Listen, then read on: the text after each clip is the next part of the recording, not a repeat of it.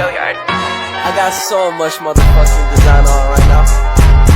Break it down, bring it back, make it clap. I got 3 old thoughts, new block, where that dick. Bitches on my line, and you know.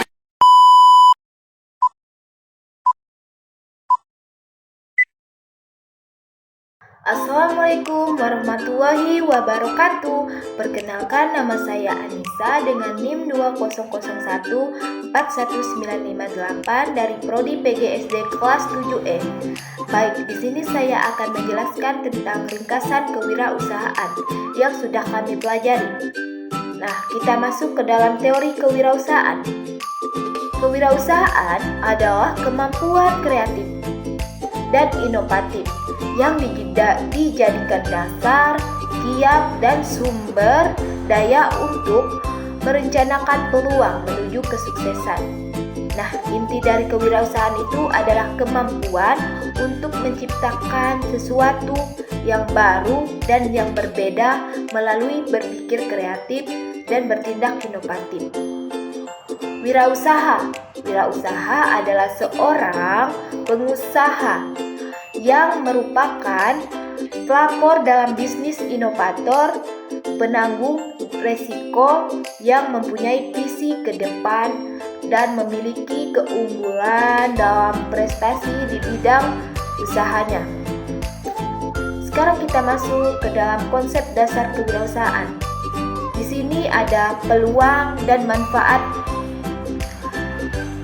Peluang. Kita masuk ke dalam manfaatnya. Yang pertama ada peluang besar untuk menentukan nasib selanjutnya. Yang kedua ada kesempatan untuk melakukan sebuah perubahan. Yang ketiga itu ada mencapai potensi-potensi yang selama ini belum terwujudkan. Dan yang terakhir ini ada kesempatan untuk mendapatkan keuntungan sebesar-besarnya. Tujuan konsep kewirausahaan ini yang pertama ada menghadirkan kontribusi bisnis secara online. Yang kedua stabilitas keuangan. Dan ketiga mendelegasikan kemampuan secara efektif. Keempat bekerja dengan banyak klien yang ideal. Kelima banyak individu yang baru memiliki kesamaan pemikiran. Dan keenam membangun identitas produk. Yang ketujuh itu menerapkan strategi pemasaran sebuah produk. Yang kedelapan adanya keseimbangan dalam bekerja yang sehat.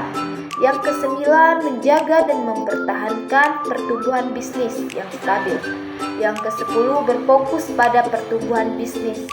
Yang kesebelas dapat terus mempelajari berbagai alat dan metode baru dalam melakukan sebuah usaha. Dan ke-11 lebih mengembangkan rencana bisnis. Dan terakhir menciptakan dan memunculkan produk. Nah, kita masuk ke perencanaan usaha. Perencanaan usaha adalah suatu proses yang melibatkan berbagai langkah dan tahapan. Mencapai tujuan sasaran bisnis ini, mereka harus tentukan tujuan dan sasaran bisnis dan analisiskan lingkungan eksternal maupun analisis internal dan buatkan rencana strategis dan rencana operasionalnya. Nah, sekarang kita akan masuk ke mengenal konsep 5P. Yang pertama itu ada plan atau rencana untuk menganalisis dan menentukan serta membantu kemana arah peluang bisnis tersebut. Dan yang kedua ada position atau posisi, yaitu menentukan posisi usaha yang sesuai dengan ruang lingkupnya. Dan yang ketiga itu ada ploy atau cara. Dengan cara ini melihat apakah bisnis yang sedang berjalan menjadi sebuah tantangan atau malah penghambat. Yang keempat itu ada perspektif atau sudut pandang. Cara seseorang dalam berpikir dan membentuk bentuk dalam bisnis. Dan kelima ada pattern atau pola, yaitu mengidentifikasi kejadian masa lalu hingga kini dan membentuk sebuah pola baru. Nah, kita masuk ke analisis SWOT pasar. Di sini saya akan menjelaskan tentang pembuatan proposal usaha. Nah, kalian tulis dulu nama usaha kalian. Yang pertama ada ringkasan eksekutif. Dan kedua itu di latar belakang isinya pengantar bisnis, tujuan dan visi misi. Yang ketiga analisis pasar. Di dalamnya itu harus dijelaskan seperti profil pelanggan dan analisis pesaing, analisis tren pasarnya. Yang keempat produk atau layanan. Isi dalam produk atau layanan ini seperti deskripsi produk, yang artinya kalian harus menjelaskan produk atau layanan Anda yang akan kalian tawarkan dan keunggulan bersaing, apa yang membuat produk atau layanan Anda itu unik. Yang kelima, rencana pemasaran. Isi dalam rencana pemasaran ini ada strategi pemasaran, rencana penjualan, strategi branding. Yang keenam, ada rencana operasional yang isinya lokasi usaha Anda dan sumber daya manusia, misalnya berapa banyak karyawan yang Anda butuhkan, dan proses produksi atau layanan.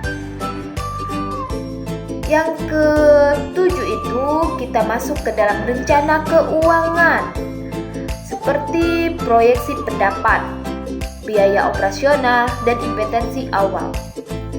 Yang kedelapan ada risiko dan mitigasi, seperti analisis risiko, strategi mitigasi. Yang kesembilan kita masuk ke rencana pengembangan masa depan. Bagaimana Anda akan mengembangkan usaha Anda di masa yang akan mendatang. Yang terakhir ada kesimpulan. Kalian harus ringkas poin utama dalam proposal Anda. Nah, proposal usaha sebaiknya disusun dengan jelas dan komprehensif agar dapat memberikan gambaran menyeluruh tentang usaha Anda. Sekarang kita akan masuk ke pemasaran usaha.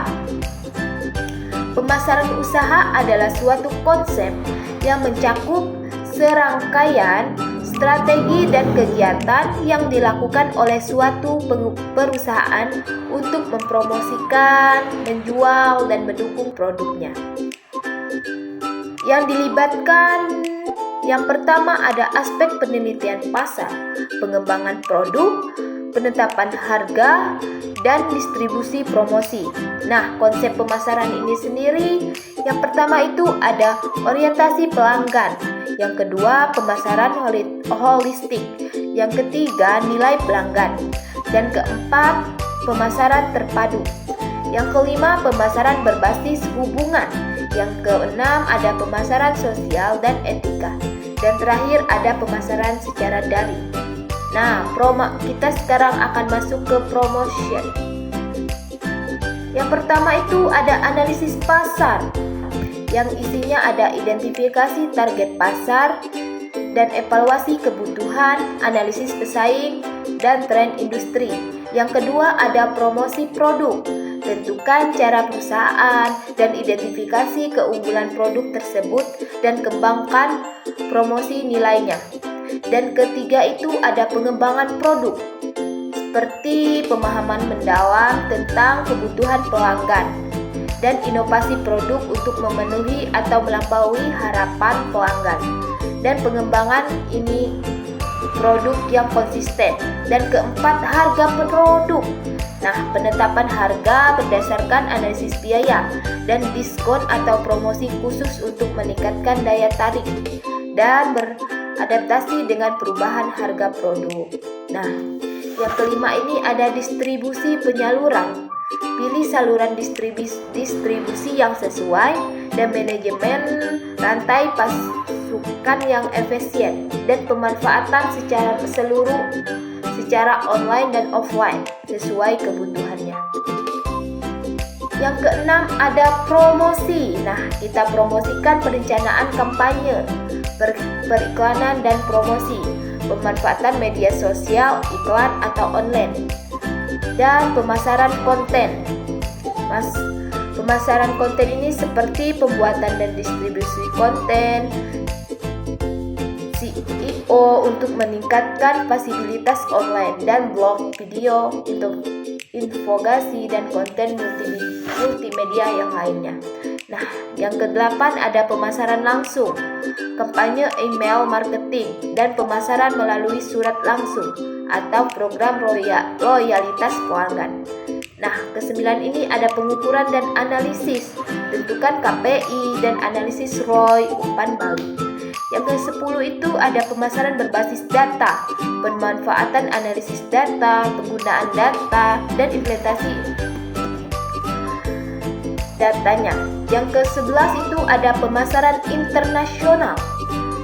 Nah, penyesuaian strategi pemasaran untuk pasar dan perhatikan perbedaan budayanya, krisis dan manajemen reputasi. Sekarang kita akan masuk ke evaluasi usaha. Evaluasi usaha adalah proses sistematis untuk menilai kinerja dan hasil suatu bisnis. Nah, tujuannya ada mengukur sejauh mana tujuan dan sasaran yang ditetapkan. Yang kedua ada mengidentifikasi area keberhasilan dan kekurangan.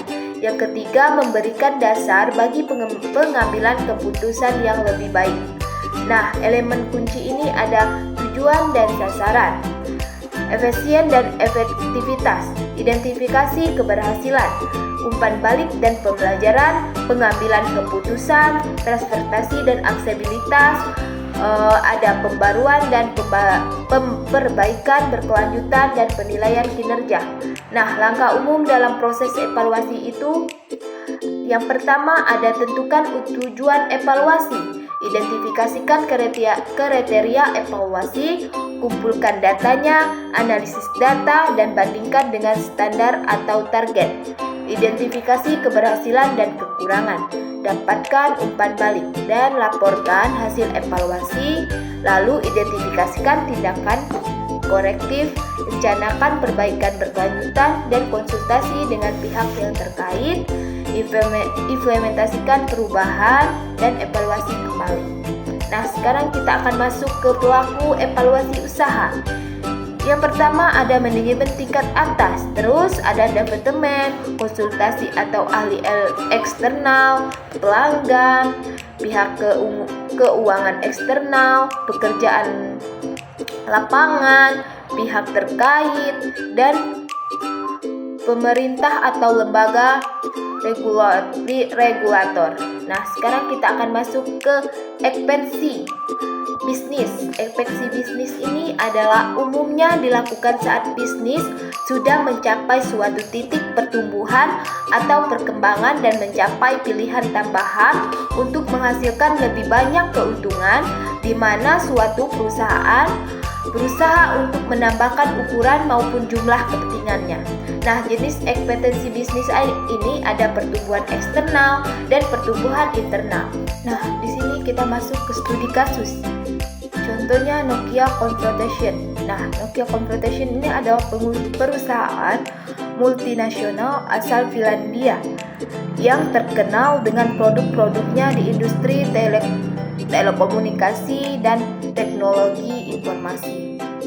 Tantangan di sini ada reputasi ponsel pintar dan sistem operasi yang kurang bersaing dan kehilangan pasarnya. Nah, solusi tersebut diatasi dengan kemitraan dengan Microsoft dan inovasi produk, penjualan divisi ponsel ke Microsoft. Nah, kemitraan solusinya ada Nokia melakukan kemitraan dengan Microsoft pada tahun 2011 dan mengadopsi sistem operasi Windows Phone.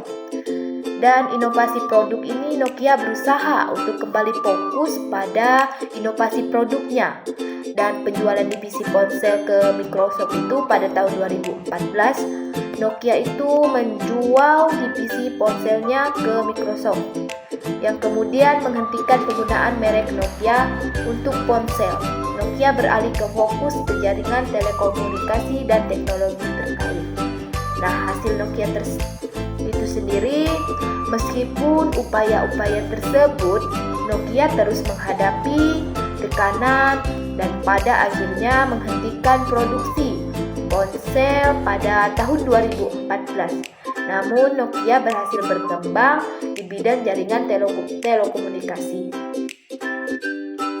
Nah, studi kasus ini mencerminkan bagaimana sebuah perusahaan dapat menghadapi perubahan pasar yang cepat dan tantangan teknologi dengan mencoba berbagai strategi, meskipun tidak semua strategi tersebut berhasil. Baiklah, mungkin hanya itu yang bisa saya sampaikan. Saya mohon maaf jika ada salah kata. Saya akhiri. Wassalamualaikum warahmatullahi wabarakatuh.